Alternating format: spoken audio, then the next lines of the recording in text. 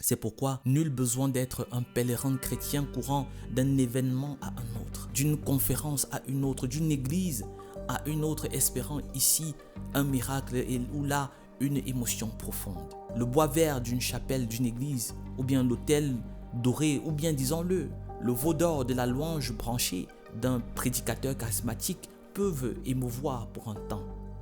Mais le vrai miracle, cher ami,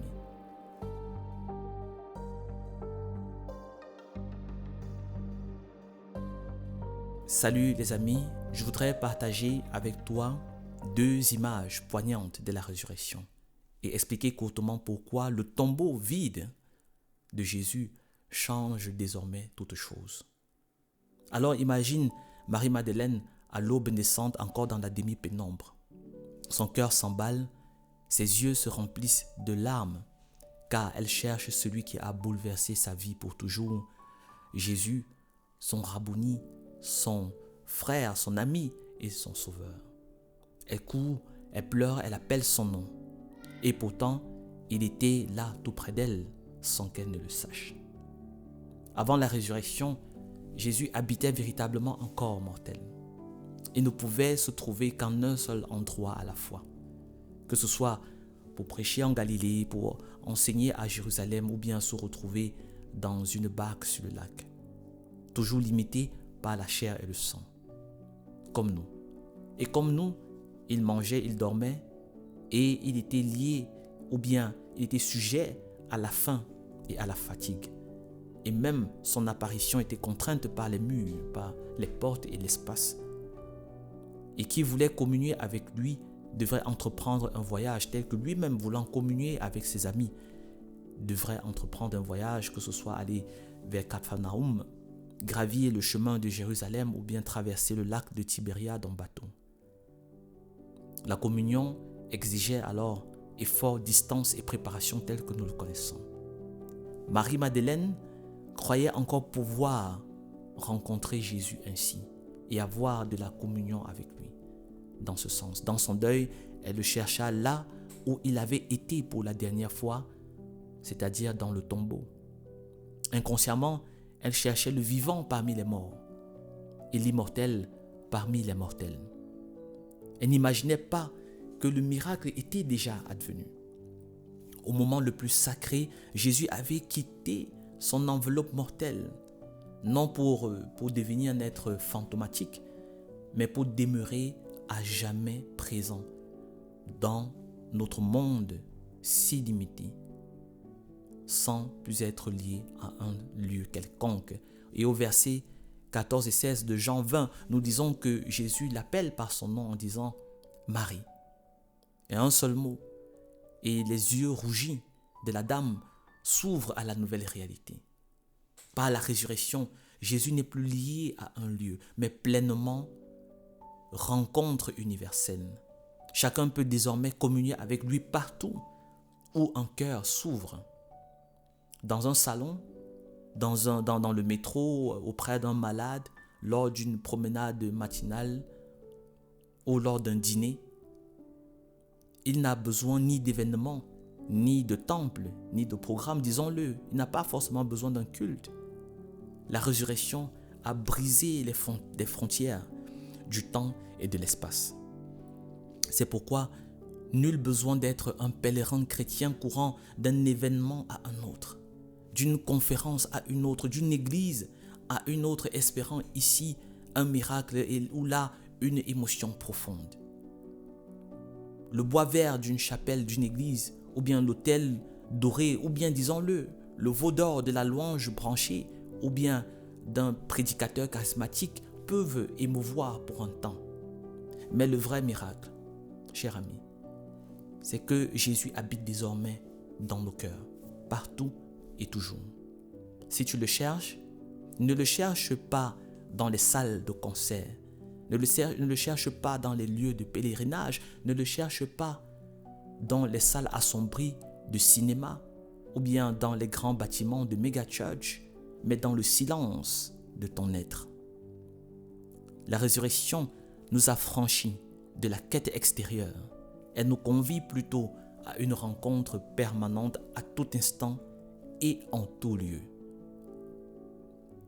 Alors, quand Marie-Madeleine pénètre dans le tombeau vide à l'aurore, Jean et Pierre accourent en hâte.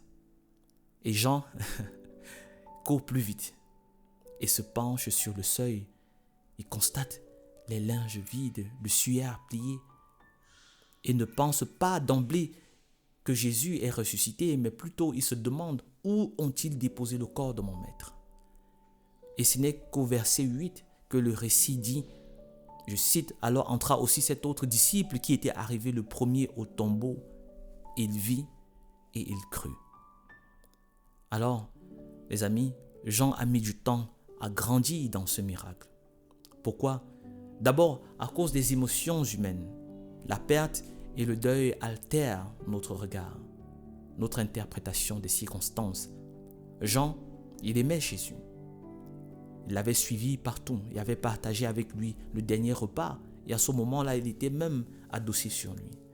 Il portait dans son cœur la douleur vue au pied de la croix. Et dans cet état, notre esprit ne peut pas basculer si rapidement vers la résurrection, je suppose. Les yeux sont encore humides de l'huile du chagrin. L'esprit tourne autour d'une fin et non pas forcément autour d'un commencement nouveau. Mais l'hésitation de Jean, les amis, a une cause profonde. Il n'avait pas encore saisi toute la portée de l'Écriture. Il connaissait certes Ésaïe, je cite, « Il n'aura pas de séjour parmi les morts », fin de citation. Il connaissait aussi le psaume 16, je cite, « Tu ne livreras pas mon âme à la mort », fin de citation. Ces paroles demeuraient pour lui des textes lointains enveloppés d'images millénaires. Il lui fallait apprendre à ne pas seulement connaître ces textes, mais à les comprendre d'une nouvelle manière. Non seulement de la bouche, mais du cœur. Et nous aussi, nous nous trouvons face à de tels obstacles. Et je voudrais vous citer quelques-uns de ces obstacles, du nombre de 4. Premièrement, nos conditionnements, c'est-à-dire la famille, la communauté, nos traditions qui nous ont façonnés. Deuxièmement, notre bagage intellectuel, n'est-ce pas? Notre formation académique, notre éducation. Troisièmement, nos points de vue personnels ou bien notre orientation confessionnelle. Est-ce que tu te dis évangélique? Est-ce que tu te dis catholique? Ou bien plutôt baptiste? Est-ce que tu préfères prier en langue? Ou bien est-ce que tu préfères plutôt prier au fond de toi et en cachette? Dépendant de comment est-ce que nous fonctionnons. Et puis quatrièmement, c'est peut-être là l'obstacle le plus important que nous rencontrons, c'est l'aveuglement spirituel. L'absence du Saint-Esprit. Laissez-moi vous dire une chose, les amis, sans le Saint-Esprit, les Écritures restent un mystère. On peut lire, on peut mémoriser, mais on peut tout faire cela sans jamais en goûter la vie. Jean a remémoré l'Écriture. Il a cherché le fondement de sa foi. Et soudain, la lumière du ciel a inondé son cœur. Et c'est pourquoi il a fait ce constat important. En voyant le tombeau vide, mon Jésus il n'est pas ici, il est ressuscité. À cet instant, les mots prennent vie, l'Écriture respire et son âme s'enflamme. Alors ces deux tableaux, ces deux images, que ce soit la recherche passionnée de Marie et la foi naissante de Jean, sont pour nous une invitation en ce jour de Pâques. Ne cherche pas désespérément au mauvais endroit. C'est ce que je voudrais vraiment nous communiquer en disant, cher ami, tu n'as pas à courir d'événement en événement, car ton cœur a besoin de stabilité, d'un socle ferme. Car Jésus est avec toi, non pas seulement hier ou bien demain, mais maintenant déjà. Et dans chaque prière, chaque instant de silence, dans chaque rencontre, sois sûr et certain qu'il est vraiment là. Entraîne ton réflexe spirituel d'interpréter toutes choses par les Écritures. Agis comme Jean. Interroge-toi sans cesse. Que veut me dire la Bible? Que veut me dire l'Écriture dans ce moment difficile que je traverse? Interroge ton cœur, pas seulement ton intellect. Laisse l'Esprit Saint insuffler la parole dans ta vie. Et aussi, reconnais tes blocages parce qu'il faudrait que nous soyons sincères avec nous-mêmes. Sois honnête avec toi-même. Quelle tradition, que ce soit venant de ta culture, que ce soit venant de ta confession, te freine dans ta croissance avec le Seigneur? Avec quelles lunettes culturelles lis-tu la Bible? Ou bien quels espoirs ou craintes la déforment? Demande à l'Esprit ainsi de t'éclairer. Car sans lui, une fois de plus, la Bible restera un livre et la résurrection un concept lointain. Si nous marchons ainsi, regard ouvert, écriture vivante, nous expérimenterons ce que Jean a vécu. Des paroles qui deviennent vie, le tombeau vide qui se transforme en une source d'espérance. Nous comprendrons que la résurrection n'est pas une idée archaïque ou bien une fable lointaine, mais une réalité d'aujourd'hui qui nous libère de toute limite, car Jésus n'a plus de corps limité. Il peut habiter chaque cœur. Il peut habiter ton cœur aujourd'hui. Alors, si tu as écouté ou bien regardé cette vidéo jusqu'à cet instant, je t'invite à profiter pleinement, n'est-ce pas, de la résurrection de notre Seigneur et que sa force impacte ton être dans toutes les dimensions où le besoin est nécessaire. Je ne t'inviterai pas forcément à liker ou à partager la vidéo, mais si tu le fais, ce sera vraiment de bon cœur. Je te communique là toute ma reconnaissance et je te dis vraiment à la prochaine vidéo dans le nom de Jésus.